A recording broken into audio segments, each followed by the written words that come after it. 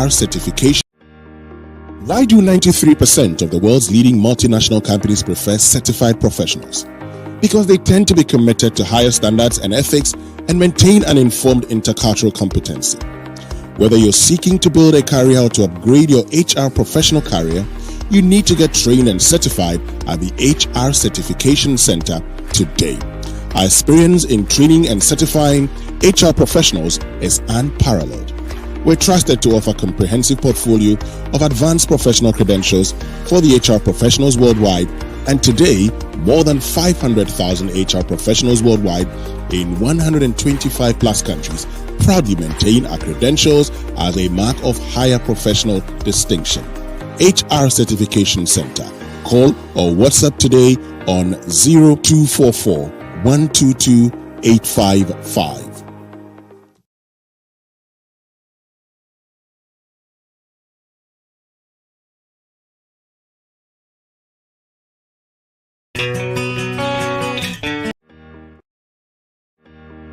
Why do 93% of the world's leading multinational companies prefer certified professionals? Because they tend to be committed to higher standards and ethics and maintain an informed intercultural competency. Whether you're seeking to build a career or to upgrade your HR professional career, you need to get trained and certified at the HR Certification Center today.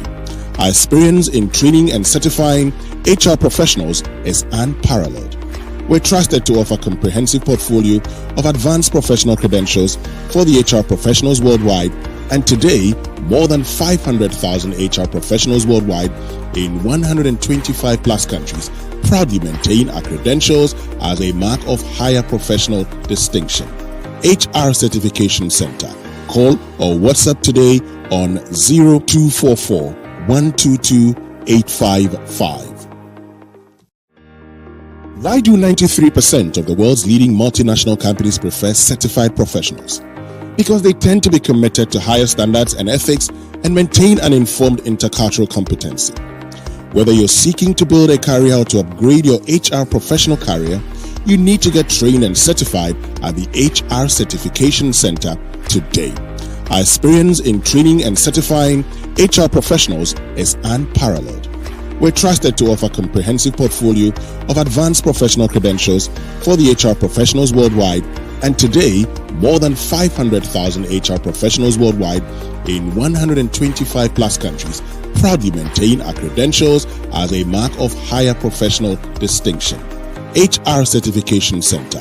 Call or WhatsApp today on 0244 122 855.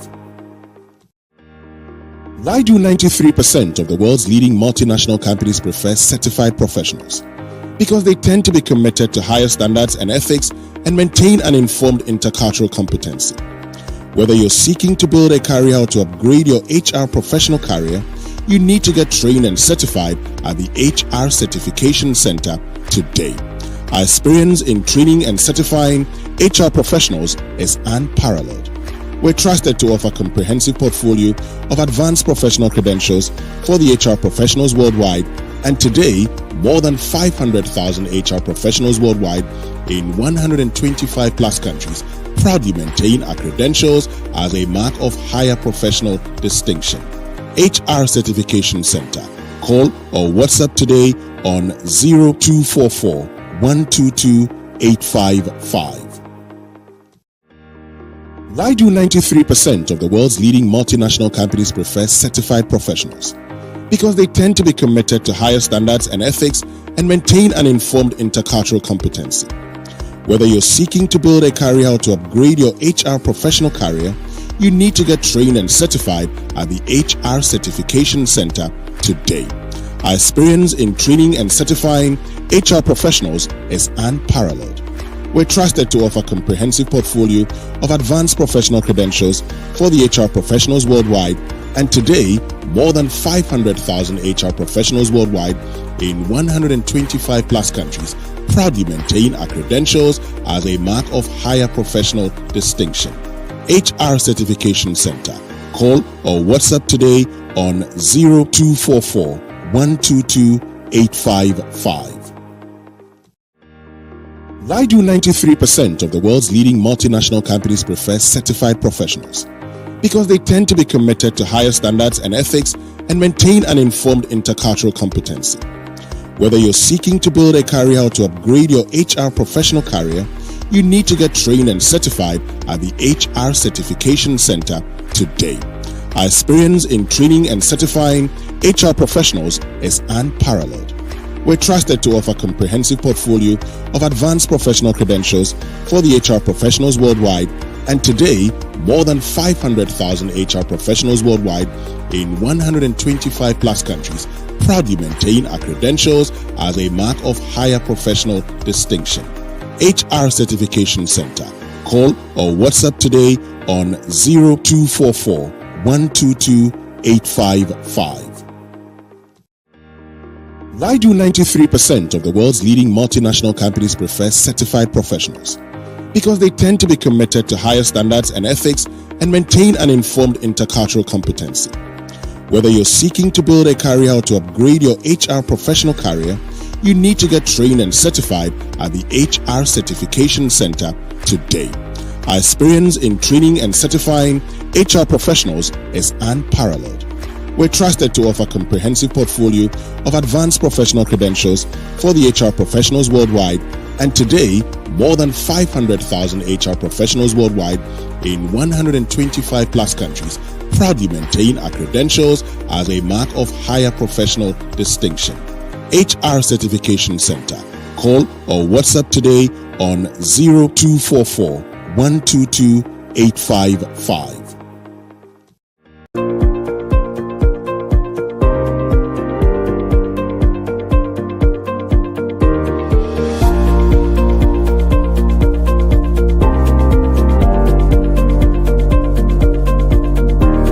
HR Certification Center commits to a higher standard.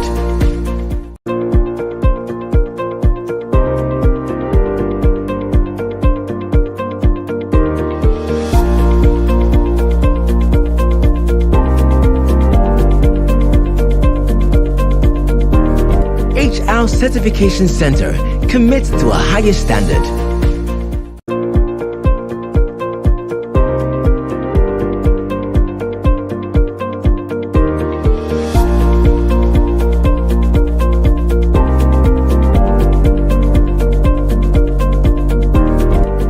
HR Certification Center commits to a higher standard.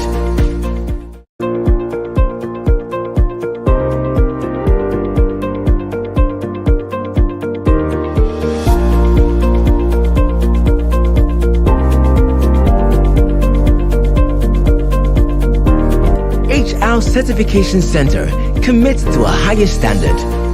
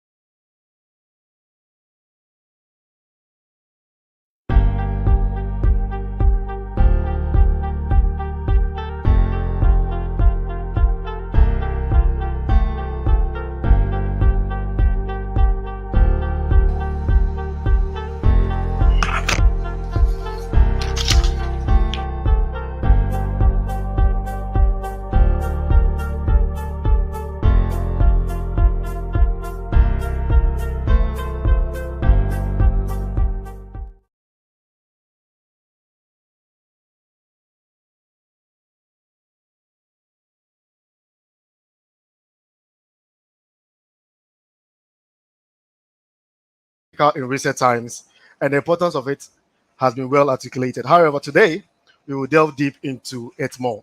Stick and stay with me as we explore the topic leveraging data and analytics for HR operations. Have you heard of this? In God we trust, all others must bring data.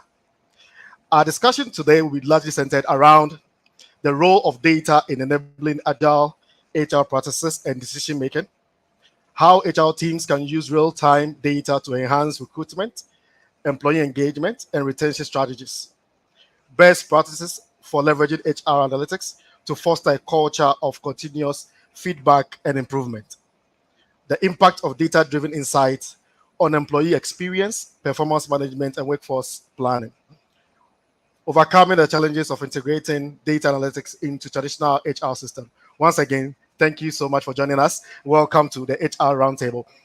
Good afternoon, good evening, good morning, wherever you're watching us from. Now, today to discuss this, I have two distinguished persons who have carefully been chosen to help me do the discussion. Ladies and gentlemen, help me welcome Akua, Adubea, Obeng, and Abdallah Ibrahim. Now, let me just profile Nana a bit. Nana, how are you? Your microphone is muted.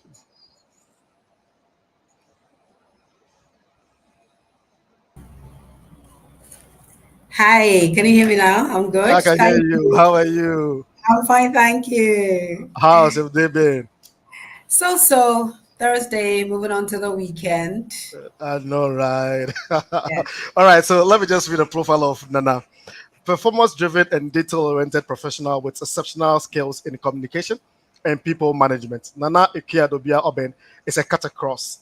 Results and performance driven, human resource knowledge driver, a commitment to ongoing HR learning and apt communication personality. With a blend of communication and media experience for over 20 years, she's now into a full HR experience. She holds a first degree in HRM, first master's in business administration, and second master's in communication studies. A certified ADL practitioner. She's currently the human resource business partner commercial manager in an oil and gas company where she's strategically aligns with the commercial unit's objectives and aid achieve the overall goals of the company. Nanekia imparts through lecturing as a part-time job at a private university. She lectures professional ethics, corporate and principles of communication, and human resource management. Nana has simply been described as an acquirer and carrier of great communication, leadership, and conflict management skills. Akia is a balance score certified, corporate governance certified. She's a trainer in customer experience. In her private life, she moderates events, handles media consultation, writes scripts, and a voiceover artist. Ladies and gentlemen, please welcome Nana Akia for me. Nana Akia, what a Yes. great profile. When I grow Well, up to be like you. no, I want to be like you.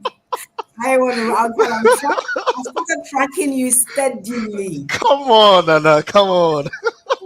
I'm sure pretty soon Ibrahim will join us. Ibrahim is an accomplished HR professional with over 12 years of experience at MTN Ghana, currently serving as a leading specialist HR planning and analytics. In his role, he drives strategic workforce planning, data-driven HR solutions, and analytics to optimize talent management and organizational effectiveness. Abdullah is also acting human resource officer, where he collaborates with senior business leaders to design and implement a comprehensive HR strategy aligned with the company's overall objectives. In 2019, Abdullah's exceptional contribution to HR were recognized when he was named HR Manager of the Year by HR Focus magazine, a testament to his leadership, innovation, and commitment to excellence in the field. He is an active member of the Society for Human Resource Management and holds a BSc in Business Administration from KNUST and an MSc in Service Management from the University of Buckingham. His diverse educational background complements his expertise in strategic HR management, analytics, and organizational development. Ladies and gentlemen, now you have my full house. Nana, Yeah. please tell us how the year has been for you. Um, it's been good. Um, You know, the usual that people will say, oh, it's been tough here and there, but, you know, we managed. Hope. Life is very important to me. And it should be very Mm, important to any well meaning human being on this planet, even to animals. So for me, for the breath alone that is running through me, I will say that the year has been good. Work wise, fantastic, a bit challenging as usual. I'm sure it cuts across, but yes, I guess the year has been so good, and I know that it's going to end very, very, very well. right, right. So we are talking about the topic leveraging data and analytics for HR operations. Can you give me your opening remarks? For my opening remarks, Hope, what I will say is that any data driven organization would always have a smiling face on the arena where we link it to bottom line. Because what it Mm, simply means is that you have the data is basically information. right. What it means is that you have the information, well arranged information, well used information, which will lead to the purpose of any existence, the existence of any organization, which is basically the bottom line. And if that is achieved, then of course, the people or the focus that is bringing you or leading you to the bottom line, i.e., the employees, would always be having smiling faces. But I keep on saying that having this focus, data driven decision making, simply means that you are not doing business, you are not taking decisions according to your whims and caprices or how you feel or how your intuitions speak to you, but you are speaking to a well researched based information that you can use to take informed decisions. So typically, let me say that there's been an employee turnover, and basically or statistically we say that every employer that is having like 4% and above turnover rate is not good. So your turnover rate is hitting, let's say, between 6%, 10%, and then you ask yourself, why is it so? How are you going to get there? It's only information, it's only data that is going to allow you come to the understanding or appreciate why there is turnover. How would you do that? A survey would be thrown in through some questionnaire. You want to find out, exit interview, and you get the information that will allow the business to put the business into a better perspective to make sure that the retention rate is rather higher and not the turnover. So basically, my introduction to this topic is the fact that any organization that desires or opts to work with data would almost all the time hit the bottom line because you're dealing with facts, you're doing research, you are taking decisions based on facts. Let me put it that way, not against your intuitions, or it involves critical thinking to arrive at a bunch of information that can allow you to take decisions that will be in the best interest of the organization. So even organizations that are not even data driven, lately, they do not have a choice. It's like a must for them because that is what everybody is working with right now. Wow, thank you so much. Abdullah, I recently heard you on CTF and I was so impressed about um, some of the things that you said. Hi, Um, Abdullah. Hello, Dana. How you welcome. doing? Sorry, I was I'm having good. technology issues earlier. It's fine. It's fine. We thank God you're That's finally here. fine. But Yeah. let me go straight to you, Ibrahim. I mean, we know we have been through phases in the HR industry and all that. Now we're talking about agility. Now, what would you say when it comes to data?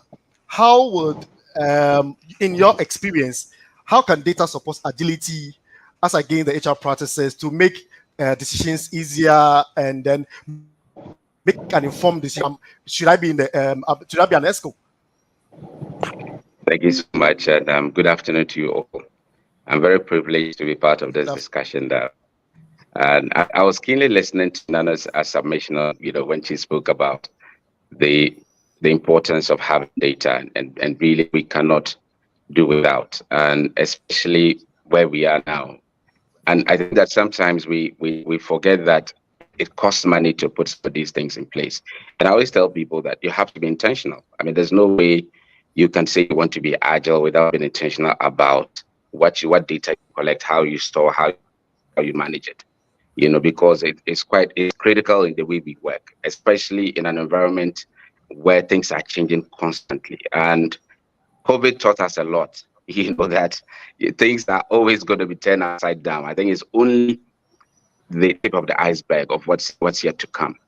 Because we are in an era where things are constantly changing and businesses are changing, and we have to adapt.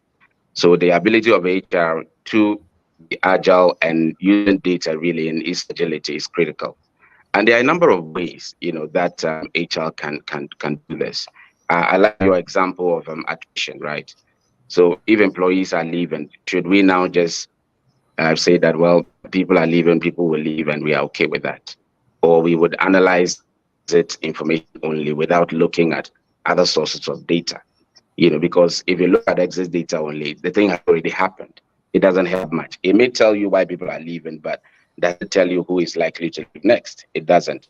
And the people that are leaving, are they the people who want to keep in the business, or they are the people that you're happy to let go? So these are some of the ways that HR can be can use data to inform sound business decisions that would, inure to the benefit of the larger organization. And often when we talk about being agile, and I was using the example of attrition, usually you don't just look at the exit data. You may also want to do stay interviews. What's keeping people here? You may want to look at employee engagement data, because that tells you that people are engaged. You may want to look at like the business, where is the business growing into? What kind of resources are needed? How do you deploy training? All of that would help HR be agile. We don't have to wait, and we are always being responsive. What do you call it? Responsive in the way we come up with solution after things have happened. We have to be proactive. That's the way we demonstrate value at the ESCO, that we support the business in critical areas of the business, rather than always coming to report what's already happened in the past, because that's not where our value will be measured, and that's not how we would actually demonstrate that we deserve to be at the table. We have to help the business, identify the issues ahead of time, propose solutions for them, and help to deploy them. And the examples I've given are just HR can respond in terms of its agility to support the business to really be able to deliver and to help the business really shape a path forward. There's a lot of strength in data. It really depends on the quality of the data that you have and how you use it and how you interlink it with other sources of information.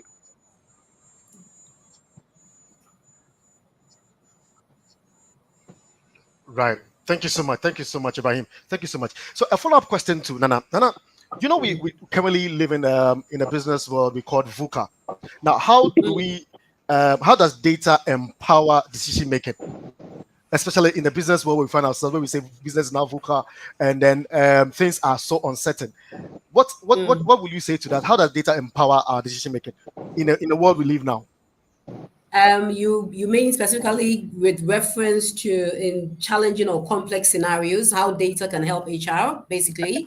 Exactly. Yeah. Oh, yeah. Yes. So if you have, I keep on saying that, yes, data is important, but the hitch here is the right kind of data.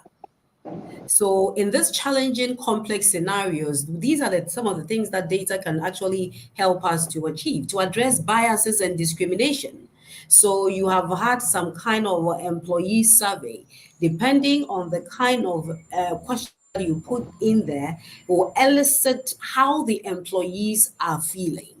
And it will let you know whether the manager ER will have to sit up and do some more work, or the business itself, the heads of departments will have to be more proactive because you realize that out of the survey that you did, you came out to the fact that, to arrive at the fact that you really need to address certain biases and discrimination that have been going on.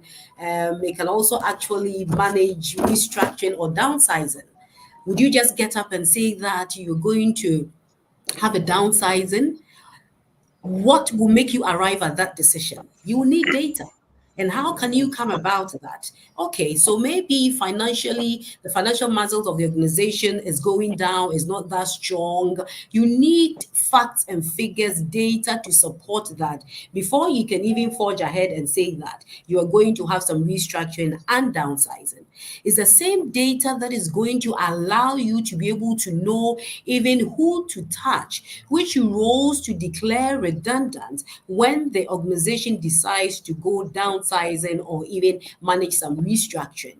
When you decide to restructure, it is data that is going to indeed allow you to know or decide that which departments are we really going to touch, to merge, to collapse, and when we are doing that, who are the talents that we really need to keep and all that. How are you going to get this information? Of course, it simply means that you must have had a very good performance management system, because that is where and how you're going to track the talents that you really need to even train them and make them better, so that out of that data, you know who to even keep and who to even assist exit when there's time for any managing of restructuring and downsizing. And of course, once again, in these challenging or complex scenarios, data can also help us develop, targeted training programs. Then again, I go back to the performance management. If you have a very good performance management system, what is going to happen is that it will let you know the employees and their weaknesses and their strength in terms of productivity and performance, which will let you know the real type of trainings to offer to every type of employee. When I say every type, like every category of employee, some of them you need specific trainings to really boost their, how best do I say, to encourage them to do what is even expected of them. It's definitely data that is going to lead you to that. Of course, it will also help, improve retention and engagement, which I have mentioned, and Abdullah has also mentioned as well. Of course, leadership enhancement, leadership management, development enhancement, which it will also, then this will lead to like a succession plan. Succession plan, it has to do with the development of senior roles, the managers in there to fill in the higher roles when those occupying right now are not there. So the kind of information, then again, all these pointers, because it is HR, it has a link with employer performance management. How are they faring? That is what is going to allow you to even choose the seniors who would you want to groom to become managers. And of course, it will also help us navigate organizational challenge and transformation. It will also help us measure the impact of HR initiatives. All the HR initiatives that we are meeting here and there once a month, every bi-weekly, we are meeting to come up with HR initiatives. How is it really worth it? Is it really leading to our bottom line? Are some of them just costly and unnecessary? It is data that is going to allow us to arrive at such decisions. So basically, when it comes to challenging and complex scenarios, these are the ways we can get out of data when it comes to HR. But one thing I want to throw in is that in organizations who are not used to that, if they realize the importance of data or they want to be data driven, they should be careful not to start, with full force. They will have to involve the employees and let them appreciate the importance of data in everything that you do. I mean, long are the days or way back when HR was purely known to be personnel and all those kind of things. HR is now more strategic. The HR now joins the boardroom. HR now sits with the board and they speak to figures and data. So if an organization is new or a company is new, they may not even be new. They're probably now starting to develop the art or the act of being data driven. If you are in that category, it is very important that you start slowly and make sure that you involve your employees. Let them appreciate the importance. Let them appreciate the benefits of being data driven, and you will not have it difficult at all, basically. Thank you so much, Nana. Thank you so much. Let me go. Let me do a follow-up question to IB. We know, I mean, Nana has spoken about performance management. So let me just pick it from there. How can data-driven insights be integrated into performance management to better align employees' goals with organizational objectives? How do we integrate performance management, just as Nana mentioned? Thank you very much. I mean, the importance of data, I think that's what, if you have been listening quite keenly to the submission, and I think that it made great points. Performance management is one of the critical HR function that it's data in that space is very important. Now, it tells us, in fact, it also even leads to determination of who is engaged or not, because if you link the two, and like we say, you don't always have to look at the data source in one silo. You'd have to interlink them to really be able to make sound decisions. Now, performance management in itself and the way we currently organize data around it is looking at what kind of KPIs you have to start with for there. What kind of KPIs are there? Where do they link up to? So everybody in the organization, I always tell employees that if you cannot define your KPI tied to any of the company KPIs, then you are doing something wrong. Right. It may not be the same thing, but you can reflect it in the way you work. You may be sitting in customer relations, you may be sitting in HR, you may be sitting in marketing, you may be sitting in sales. We have, say, 20 KPIs for the business for this year. Everybody must be able to trace their own KPIs to those specific 20 or 30 or 15, regardless of the number. It might manifest in a different way, but all of us have to find a way to track our KPIs to those KPIs. And that's the first thing. The second one is that we need to give people ability to participate in the way the KPIs are set. Now, it's important because you see, participation drives ownership. And ownership drives commitment, right? If I know that I was part of the definition, I own it, I'm committed to it.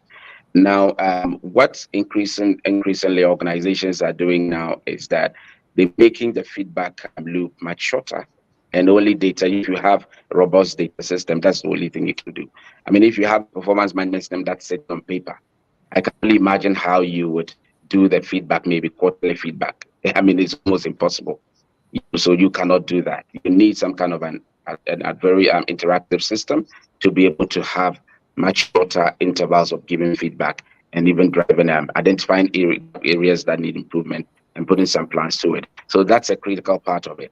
And what we've been doing in MTN now is that beyond the formal functional sessions where maybe you weekly or bi-monthly or monthly or quarterly, there's standardized way of giving feedback on every KPI, both the soft and hard, right? So the soft means that what are the behaviors that they are exhibiting? What can you do about the behaviors? The hard parts are the specific feedback on the KPIs that they are achieving. If they are achieving around 80%, you can give feedback. And that would lead to putting in place some kind of corrective measure along the year, right? Before you wait till year end and you say that you were not performing well. So because of that, these are the consequences. No, they actually would put in some plans along the year to be able to help employees who are not doing well to do better, because it helps business.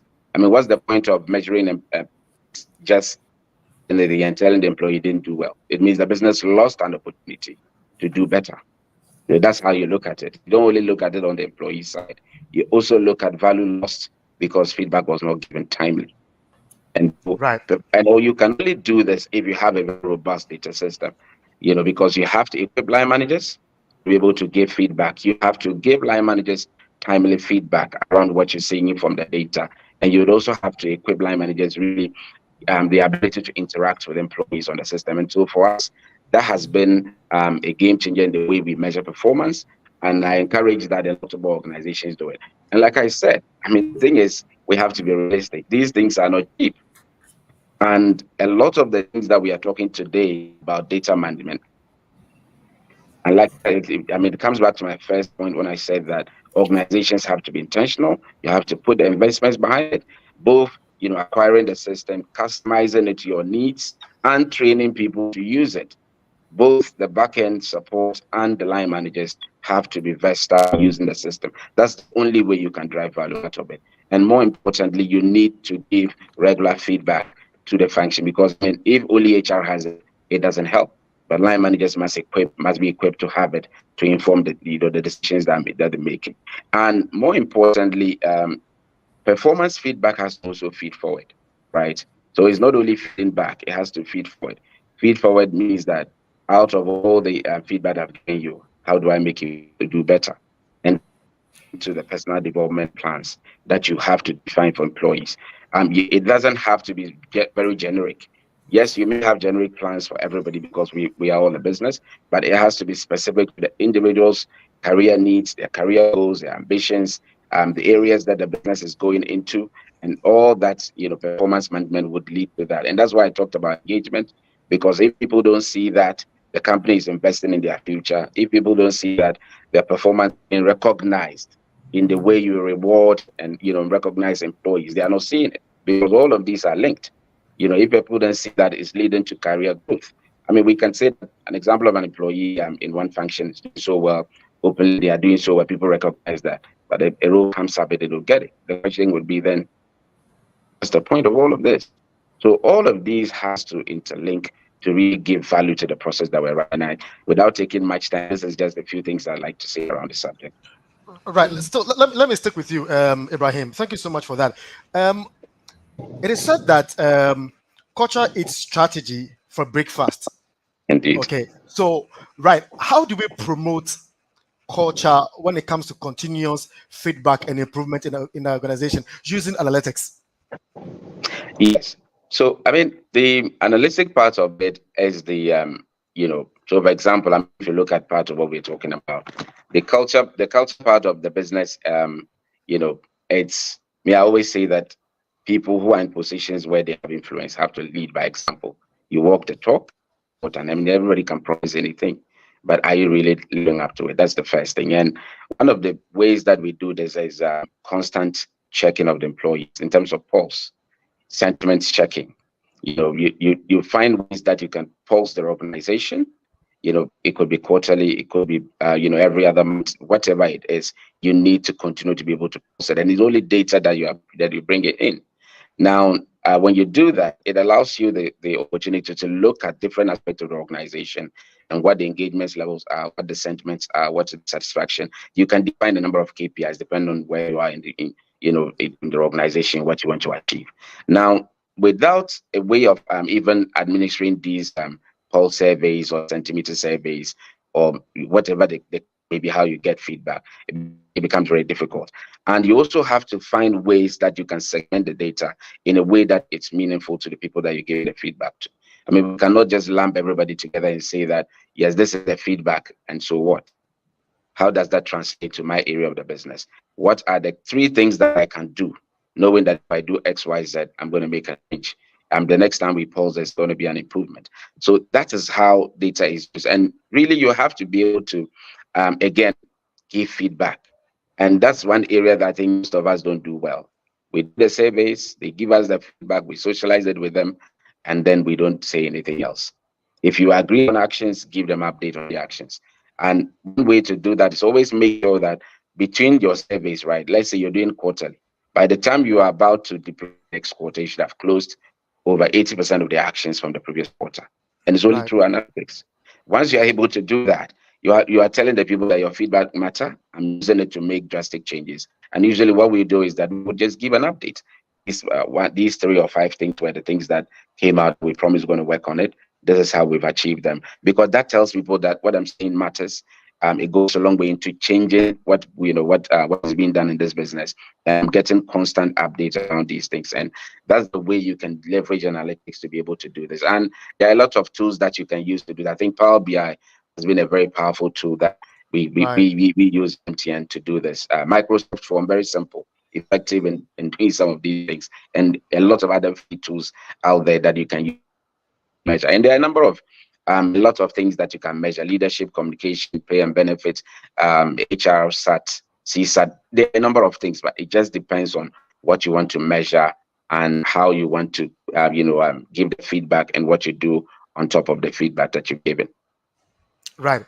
So let me just pause there and then do a little bit of commercials. Let me just put in this advert. HR professional, submit an award. If you have not registered, please go and register. It's just on the 29th of November, just next month. If you have not registered, please make sure you register. This summit is going to be a game changer for the HR fraternity.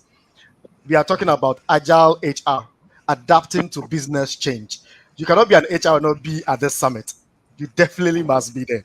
So don't forget, 29th of November, please register and then get yourself there. The panel of discussion, the people that are going to talk, please, you cannot exempt yourself from this summit. You have to be there.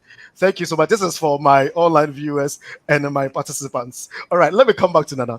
Nana, Sure. Engagement is real for every employee.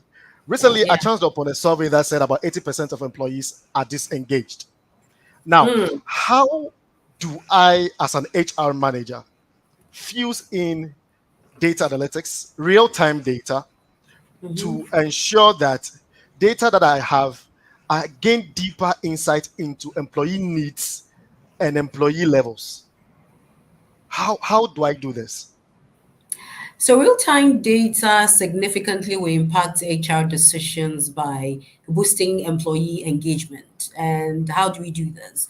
By addressing concerns and interests in a timely manner.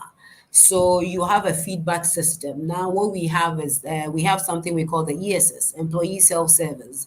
So whether you are using the ERP system or whatever software that you're using, now people are creating a feedback bit of it, where at any point in time, one-on-one, either between a supervisor and an officer, or an officer and a manager, whatever that is happening on the job, or personally, whatever is happening to the employee, they can go in and it's like a bell, click, just like you set a belly tune on your computer and is alerting you that you have a WhatsApp or you have an email.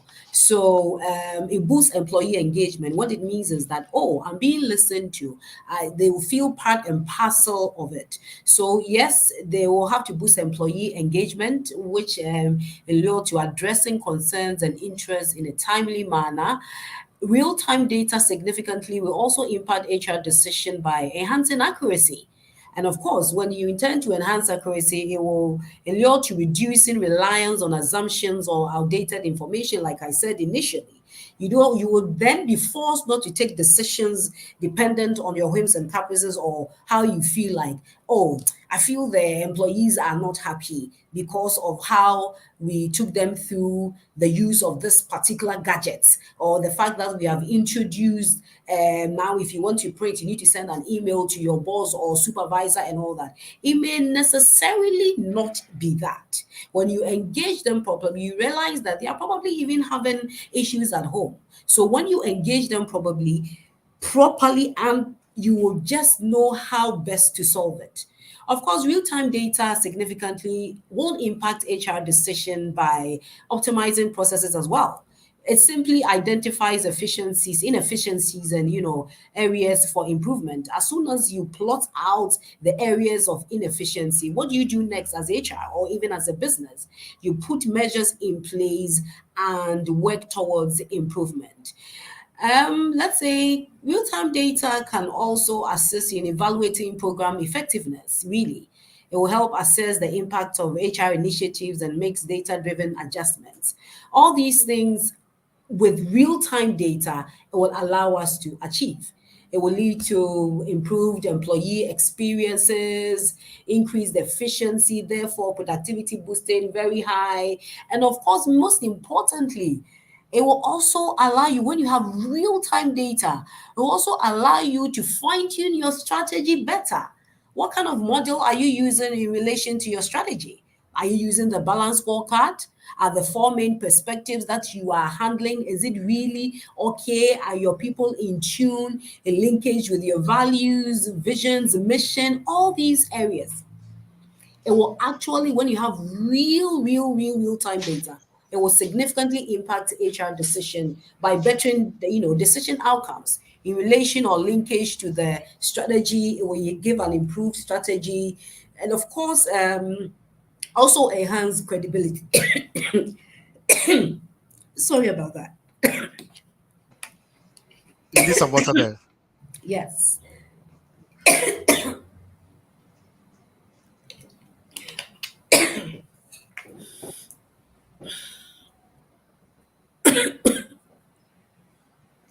I'm going to put some data. I'm going to put some data to that. How many times Nana has coughed today?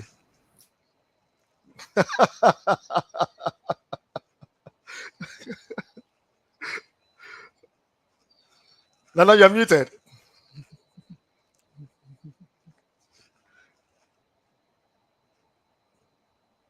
Oh, okay.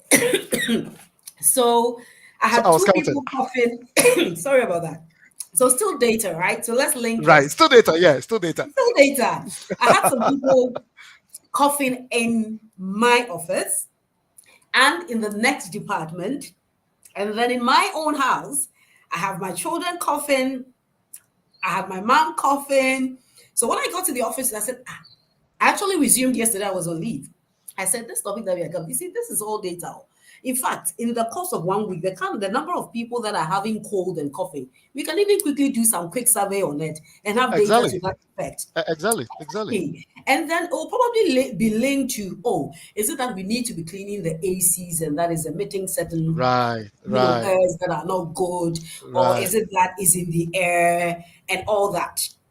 Is it that I'm not cleaning the ACs in the house well? And then this data can even go further. If I really wanted to do that, I could even engage my neighbors to find out, are they also experiencing that? And then we find that, okay, from the period October, December, then we can have a quickie data on the supposed cold or cough that is reigning in the system. I like that. So, Let me catch you on this. We've moved from millennials. We have now Gen Zs. Now we have the alphas, and most of them are pushing towards working from home. I mean, having flexible working hours and all that. yeah. Now, it really helps when it comes to their performance, looking at how they feel about work and all that. Yeah. What would you say real-time data and how these people feel would help in the planning of an organization, or planning or having a strategy to ensure that we incorporate the Gen Zs, the millennials, the alphas into the things that we do? I mean, how do we do that? Okay. Hope. I was one of the people, or one of the practitioners that I didn't used to believe in flexible hours. COVID took us through a lot. So I was one of those, these people on page, they don't even want to come to work. Why do we want to encourage that? But you know what? Strategically, introduction of the flexible hours, I realized that it leads to cutting cost. Do you know why? Because we are rationing the coming in, and it inures to, or it affects the positive affectation, of course, the utilities. We are doing 2 weeks in, 2 weeks out, and it was leading us to cutting costs for electricity, water, and all those things, surprisingly, catering, and all that. So going back to your question, now there is so much data across. Why the Gen Zs and the millennials and all that, they love it. Data proves that they even work better. The outcome is even higher, more positive. I don't know if it's because as the fact that they are more relaxed at home and so they can work better and all that. Yeah. But one thing too is that statistics have also proven that when you link it to performance management, right? Such crop of people or such category of employees, they are actually moving from G to X. Exceptionally, they are doing very well. They are moving from G to E. They are excellently performing well. It's because they are balancing their lifestyle. If they want to go to anywhere that can relax them and make them still productive, they are still able to do it. Any organization that do not want to do that, they can put it into test. It's a simple survey and you get your data. You can even put a survey through with employees that have left and have exited. If you still have a good relationship with them, test it. Have some set of questions and find out how they fared, how they loved it at the workplace when they were strictly doing 8 to 5 or 8 to 6 or 8 to 10 and all that. Get information that is data, and that is going to help you manage the current crop of employees that we have. And indeed, trust me, magically, when we told their lines or we told their request, at the end of the day, the bottom line is going to smile. Because that is what they want, and it is what they want when you give it to them. That is how they are very productive, so to say. Right. Thank you so much. Ibrahim, are you with us? I think I have some challenges with Ibrahim. No, Sorry. Sure. Right. So I was just getting the input of Nana on the Gen Zs and the Alphas when it comes to flexible working hours and all that. What's your take on this?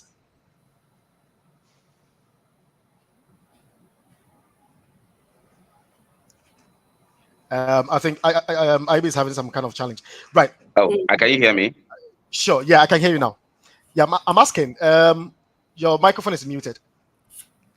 It's muted from your end. Sure. I wanted your feedback on your side of your comment regarding to what Nana just mentioned when I asked the question about Gen Zs and the millennials and the alphas coming in and all that, looking for flexible working hours. Right. How do you have the analytics being fused in and at your working place? How do you do that, managing these expectations of the Gen Zs and the alphas in your operations? Thank you very much. So, when we get the data of employees, because we do now have all generations in the workforce, right? So, in addition to segmenting it into the different function, maybe work levels, we also now do generational analysis because we know that we want different things, and our data says that they like flexibility, like Nana mentioned, they like autonomy. Somehow they like to also want to participate in the gig economy. They want to have a job and also have a side gig. So all of that is coming through the data, and it's led to a number of changes. In fact, not long ago, we deployed a policy around how we would, equip employees to manage their side gigs and their commitment to the business. Because whether we like it or not, people would have side gigs. And so you have to develop a policy around it. How did we know this? If we were not testing and getting employee feedback around, some of the things that they prefer. And it's largely coming down to the Gen Zs. I mean, they've been born into a world where things are just at your fingertips. They don't have to go to any libraries. When we went to school way back, we had to go to libraries, isn't it? To do some research, right. You had to go sit in a library. Then you pack like 5 books. You read a topic here, then you cross-reference in another book. You cross-reference in a third book, just to be able to make sense of the topic. But today it doesn't happen like that. So the fast economy and that. Yeah. Because they even infected the X, Yeah. I know, right? Yeah. Indeed. Oh, and that's just on the light side. But more importantly, it's led to some changes in even compensation, because what do they value? What are the things that they value? They value here and now. You can talk about retirement. It's something that to me some long time ago. And in fact, they don't even anticipate that they'll be in the full employment by the time they retire.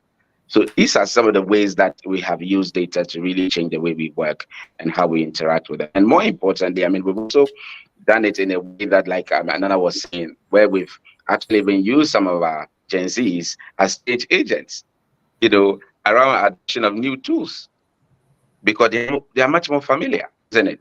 I mean, if you are deploying an ERP, who would you rather want to be the face of it? Would you want somebody who is already an older employee used to doing things manual, or somebody who is already doing the digital stuff to lead it? And we've even done programs that where some of these Gen Zs are reverse mentoring some of the older Gen Zs. But more importantly, and I think that what we need to do a lot more is to define clearly the policies around some of the things that we want to see.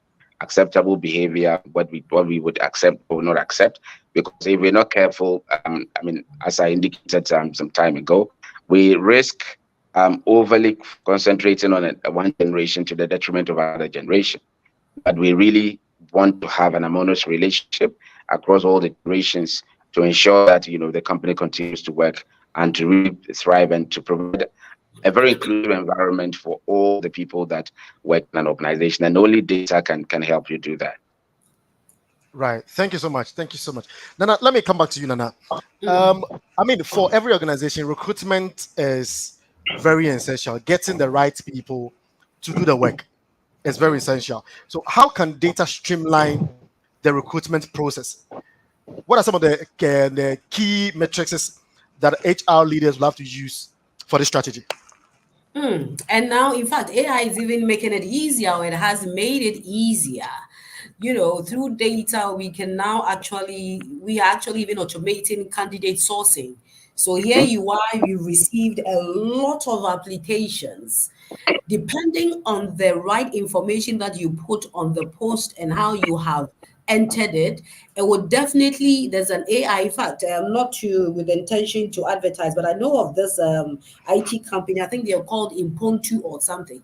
They have this software, and through AI, now HR does not even have to set up an interview committee and then interview them. Here you are sitting in front of a machine or a gadget, and they're asking you questions. Data has made it easy for the gadget sitting in front of you to ask you questions directly in linkage to what is being expected of you. So, of course, it will streamline recruitment processes such as automating candidate sourcing, enhancing screening process. So we have the first step where we have detailed information, so it is easy for us not to waste time to call candidates who have actually not tendered in the right kind of qualities and qualifications that we have put out there that we are looking out for. And here is leveraging AI-powered tools for initial assessments, simplicity. And indeed, it will also reduce, or it has reduced, biases. It is not about, this person. And so now, if you're not using such system, somebody and you feel that you want the person to be roped in to be employed, you can easily maneuver that.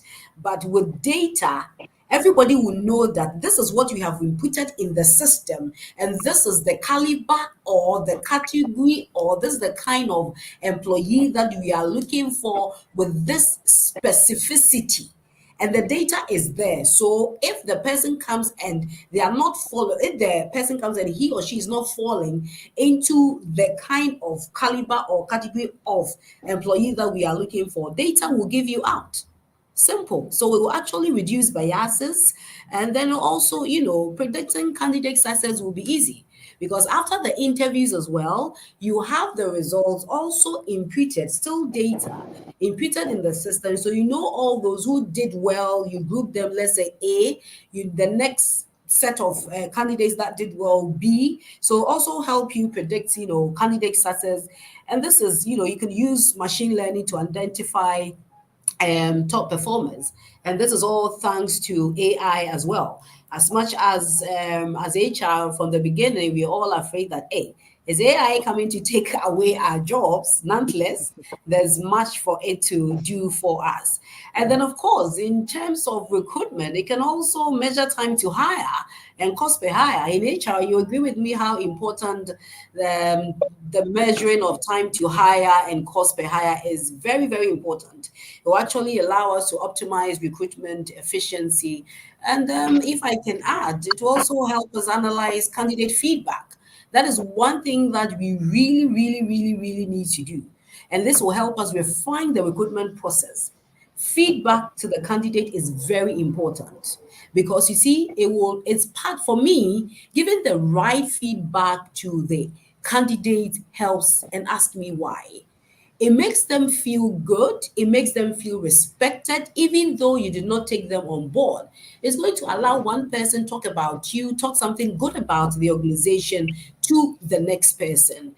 And then maybe I can say that to better our recruitment processes, data can actually, assist us identify top sources, by focusing on most effective recruitment channels, which is very important. When you are employed, you are seeking to fill a role for a CEO or DMD or general managers. The channel that we may be using to fill a role for, let's say, floor staff, manufacturing staff, definitely will not be the same channel that we use when we are filling a role for a CEO or a departmental head and all that. So yes, it all boils down to the fact that data can actually streamline the recruitment processes. Right. Thank you so much. Thank you so much. I mean, this has been very insightful. We are just left with some few minutes to go. If you are joining us, this is the HR Roundtable, and we are discussing leveraging data and analytics for HR operations. And I have with me Nana, and then Abdallah Ibrahim, MTN, and then BOST. Thank you so much. So, Ibrahim, let me come to you. Nana just mentioned, touched a bit on the recruitment process. Now, once we recruit, the next moment we want to think about retention. How do I ensure, or how can HR teams develop data-driven retention strategies? I mean, and if you can provide us with some specific data points or what you guys have been doing at MTN so that we can learn from you guys. Thank you. I think that, and that's why I was talking about interlinking of the data. By one data source by itself is not enough. And so your retention strategies have to look at all the HR touchpoints, right? So this could be performance management. It would be employee engagement or employee experience. It could be your feedback from your surveys, including even your exit interviews that you do, your stay interviews that you do. All these data you have to put together, because that's what would tell you. For example, stay interviews tell you why would people stay, or even some time ago we even did some kind of review around employee benefits. What do you want to see? What is working? What's not working? Including even every other thing like training. What kind of trainings do you want to be on? What kind of training do you think add value to your career? What are those things that don't add much value to you? So when you bring all these data sets together, it's a very powerful way of promoting retention. And whether you like it or not, you would have to find a way to present it in a way that people see it. Because it's not enough that you have it. You can have this data on your desktop, but really, what is the value? You have to find ways to communicate it directly or indirectly to the business, because that's the only way people would know that this is where it is. And one other key component of promoting retention is also doing proper good benchmarking, right? You can do that for benefits, for HR processes, for really any kind of data sets that you want to benchmark. What that tells you is that this is where you are relative to everybody else. These are the areas of opportunity that you have to work on. These are things that you're doing well that you have to continue to do well. And these are some of the things that, for me, I think if you put it together, like I said, performance, employee engagement, your state interview, your exit interviews, your regular engagement with functions, pulsing the organization, culture feedback, all these, when you put together, have a compelling story to tell. And you have to tell it and tell it well, because if you don't tell that story, people sometimes we always think that the grass is greener until the mirage of the grass on the other side. And that's one way that you have to do. That's one work that I think for HR we have to do and do well. Sometimes we think that, oh, but we have all these great things. You have to keep reminding employees. You have to keep telling them. And they have to know that these are some of the things that we have. This is how we benchmark against everybody else. And this is what is in it for you. And I think when you do that and you present, take advantage of all these things I've mentioned, you can have a very impactful retention strategy and be able to retain employees more. Right. Thank you so much. Thank you so much, Ibrahim. Now, Nana, let me, we're just about wrapping up. We just have about 4 minutes more. Just wrapping up. For the upcoming HR professionals or for our participants who love HR, I mean, it is not all rosy. What are some of the challenges that someone should envisage in the use of data, the use of analytics? What are some of the best practices for overcoming challenges related to analytics integration in HR? Okay, I think the first thing would be how best can I put it? Analyzing and understanding the various chosen processes. Okay, and because you see, after you have collected the data, you have actually extracted some meaningful insights, you have done some, you have deduced some analytical reports, to make data-driven decisions, and you need to really analyze and understand it well.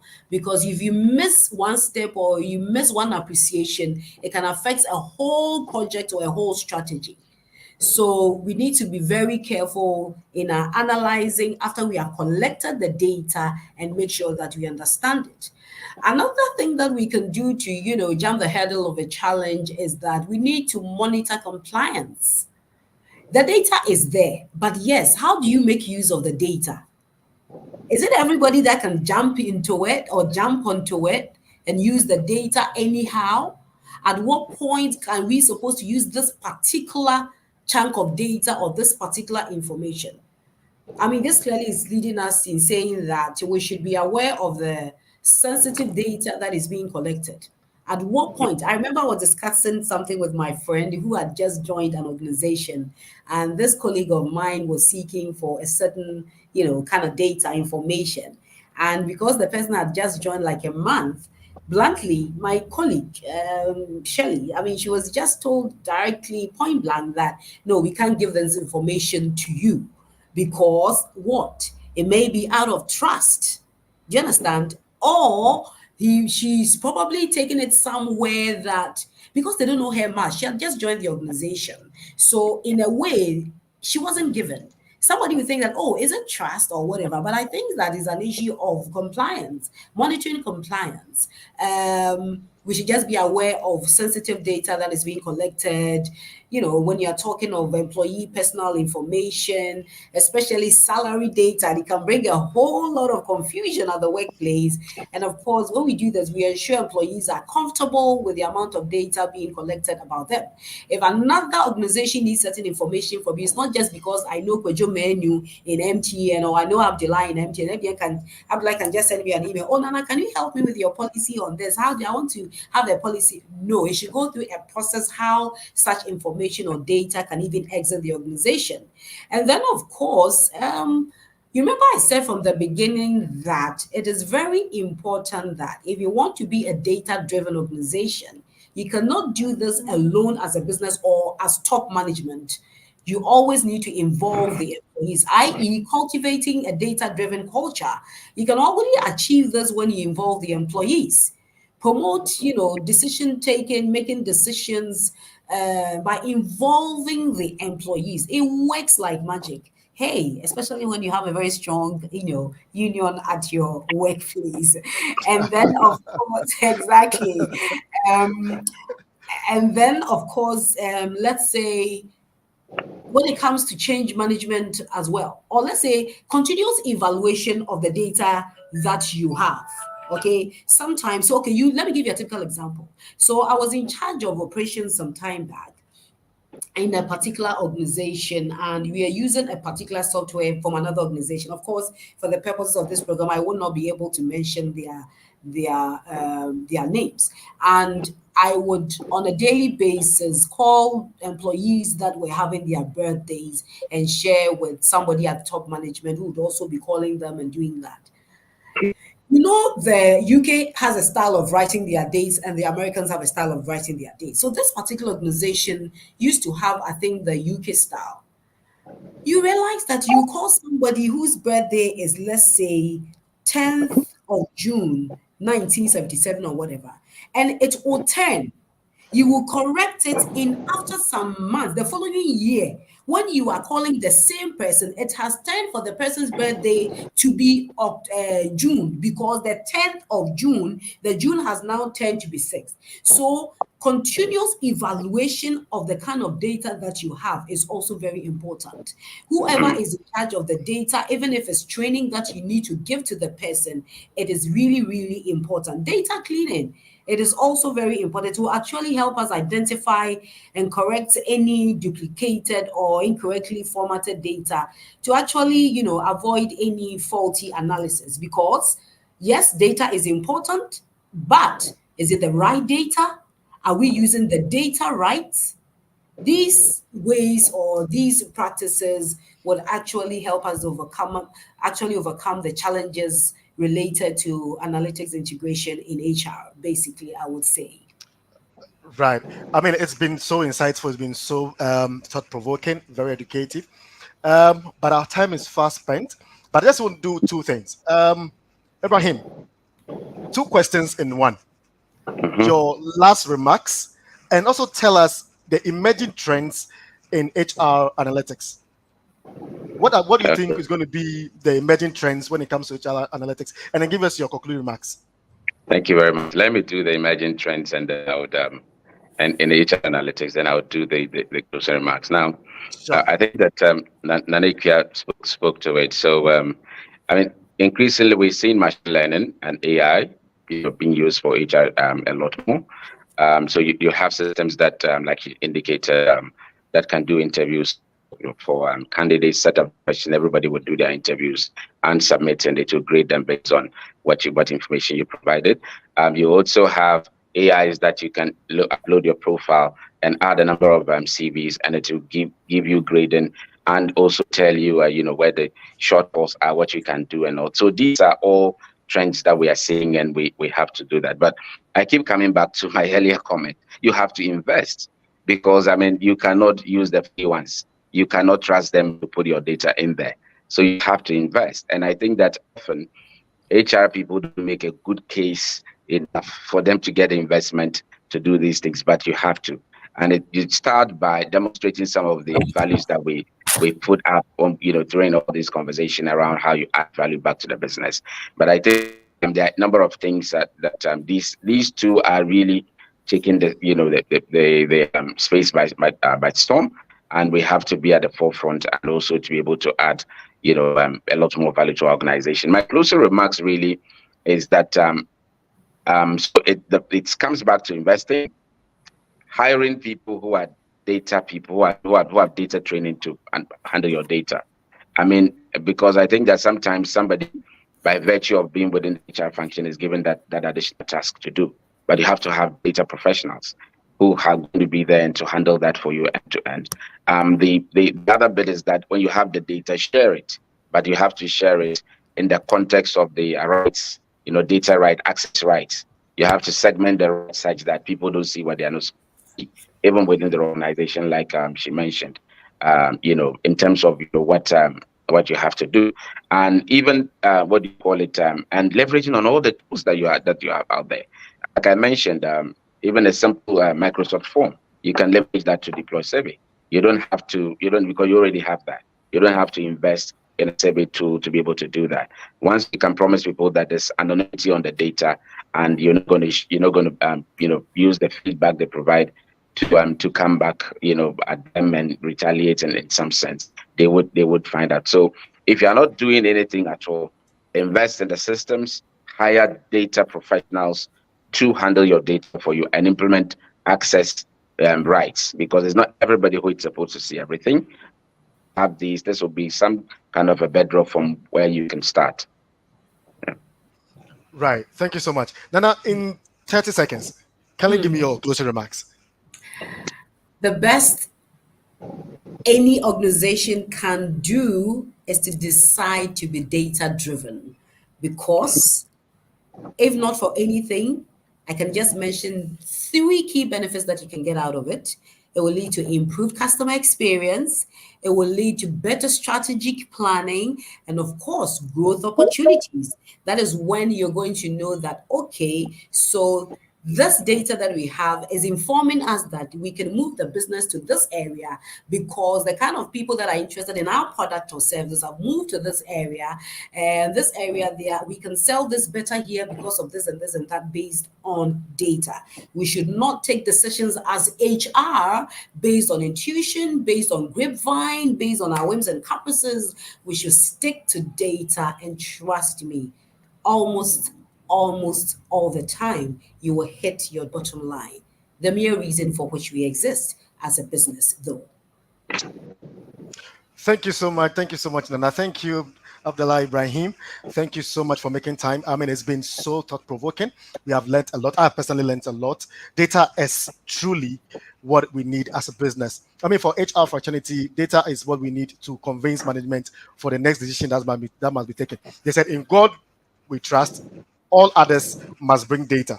So anything you want to say, if you don't bring data, forget it. You're not buying it. Yes. Right. Thank you so much, guys. We will get there. Right, definitely. All right. So if you've heard of the rumor, it is true.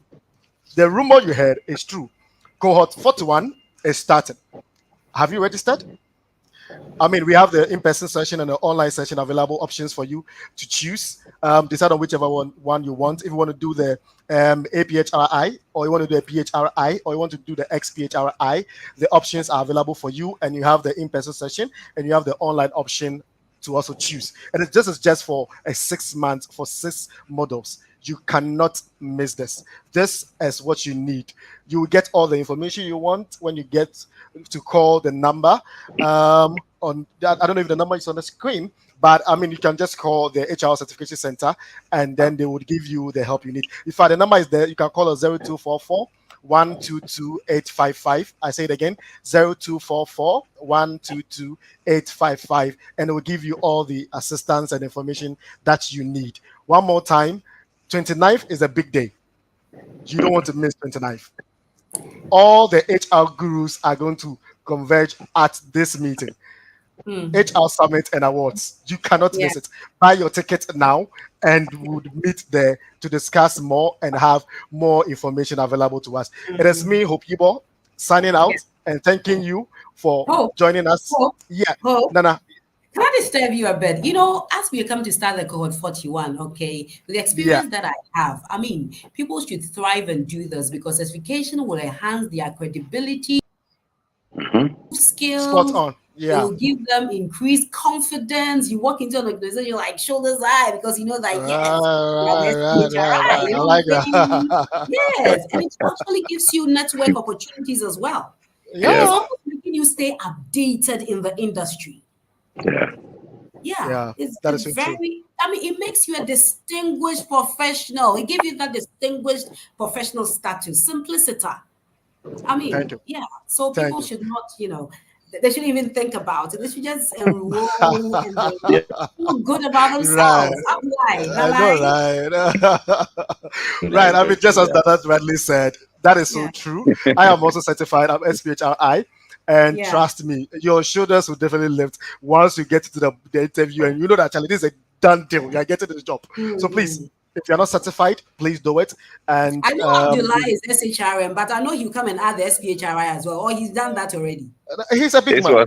This was not revealed to you by flesh and blood. Amazing. Thank you so much, guys. Thank you so much. Thank you, participants, for making time to join us today. This has been the HR Roundtable, and we'll come your way again one more time before the year comes to a close. So please stick and stay with us, and we'll give you all the information you need just for you to remain top notch in your career. Thank you so much. Thank you, Nana. Thank you, Abdullah. Thank you for making so time for us. And then, it's been signing up. My name is Hope Yibo, and I'm the HR manager for AVS Industries. Thank you, and please enjoy your day and the weekend ahead. God bless you all. Why do 93% of the world's leading multinational companies prefer certified professionals? Because they tend to be committed to higher standards and ethics and maintain an informed intercultural competency. Whether you're seeking to build a career or to upgrade your HR professional career, you need to get trained and certified at the HR Certification Center today. Our experience in training and certifying HR professionals is unparalleled. We're trusted to offer a comprehensive portfolio of advanced professional credentials for the HR professionals worldwide, and today, more than 500,000 HR professionals worldwide in 125 plus countries proudly maintain our credentials as a mark of higher professional distinction. HR Certification Center. Call or WhatsApp today on 0244 122 855.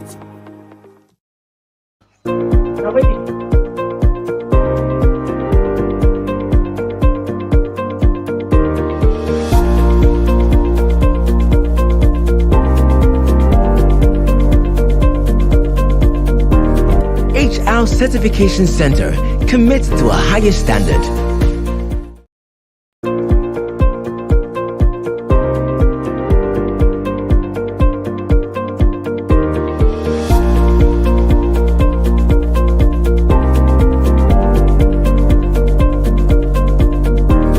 HR Certification Center commits to a higher standard.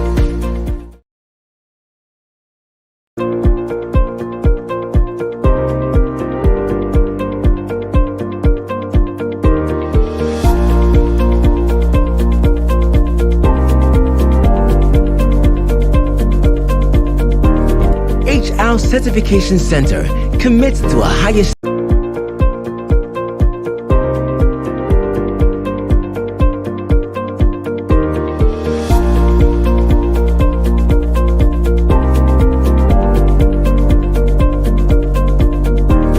HR Certification Center commits to a higher standard. Why do 93% of the world's leading multinational companies prefer certified professionals?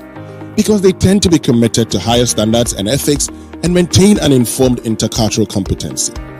Whether you're seeking to build a career or to upgrade your HR professional career, you need to get trained and certified at the HR Certification Center today. Our experience in training and certifying HR professionals is unparalleled. We're trusted to offer a comprehensive portfolio of advanced professional credentials for the HR professionals worldwide, and today, more than 500,000 HR professionals worldwide in 125 plus countries proudly maintain our credentials as a mark of higher professional distinction. HR Certification Center. Call or WhatsApp today on 0244 122 855.